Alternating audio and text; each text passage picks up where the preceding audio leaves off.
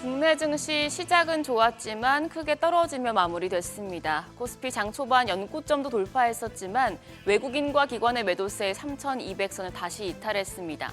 외국인의 변심이 시작되는 걸까요? 지난 21일부터 8거래 연속 코스피를 순매수하면서 지수를 떠받쳤던 외국인이 너무 올랐다는 판단하에 마음을 바꾸는 건지 아니면 잠깐 차익 실현을 하는데 그칠지 확인이 필요하겠습니다. 어제장 복귀하면서 오늘장 투자 포인트 체크하시죠. 양 지수는 급락했습니다. 코스피가 1.3% 약세로 3,169포인트였고 코스닥도 1% 넘게 내려서 812선이었습니다. 특히 코스닥은 하락 종목이 1,300개에 달하는 전방위적인 약세장이었습니다. 트럼프 대통령의 관세 발언 등에도 낙관적인 반응을 보이며 버텼던 시장이 한미 2+2 통상협상과 7월 FOMC, 세법 개정안 공개 등 여러 이벤트를 앞두고 불확실성이 커졌습니다. 여기에 정부가 상장 주식 양도세를 부과하는 대주주 기준을 현행 50억 원에서 10억 원으로 줄이는 안을 검토 중이란 소식에 투심이 출렁였습니다. 외국인과 기관이 양시장에서 동시에 매물을 쏟아냈습니다. 코스피 외국인 1,607억 원 매도 우위였고 특히 선물 시장에서는 7,000개 가까이 대거순 매도했습니다. 기관도 4,130억 원 팔아내면서 지수 약세를 야기했습니다. 개인만 홀로 5,100억 원 넘게 순매수했습니다.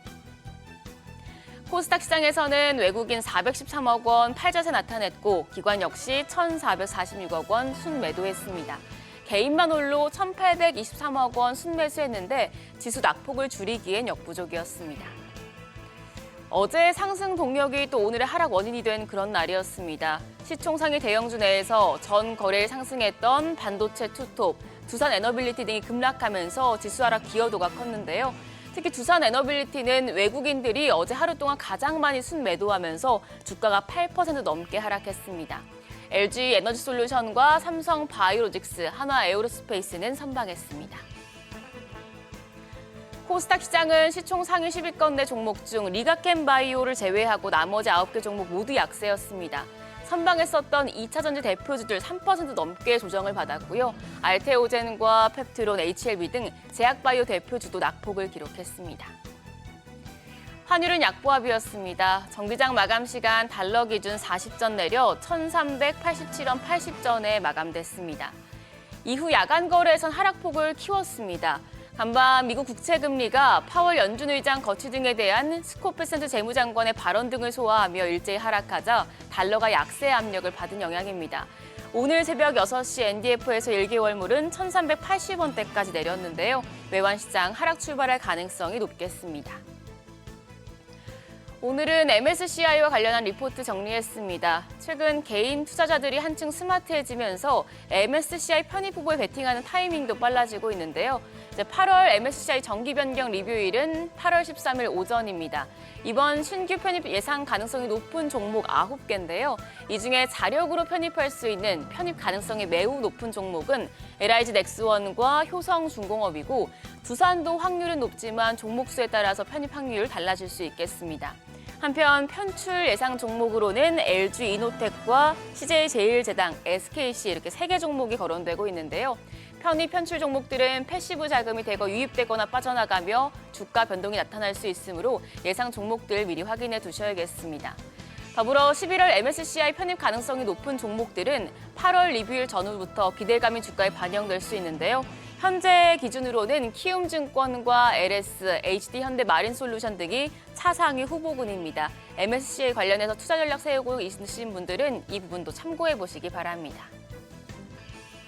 일정입니다. 미국 시간으로 오늘 미 정부가 인공지능 산업의 폭발적인 성장에 대응하기 위한 AI 액션 플랜을 발표할 예정입니다. 국내 증시에서는 초박형 강화유리 전문 기업 도우인시스가 코스닥 시장에 상장하는데요. 흥행 여부에 관심이 쏠리고 있습니다.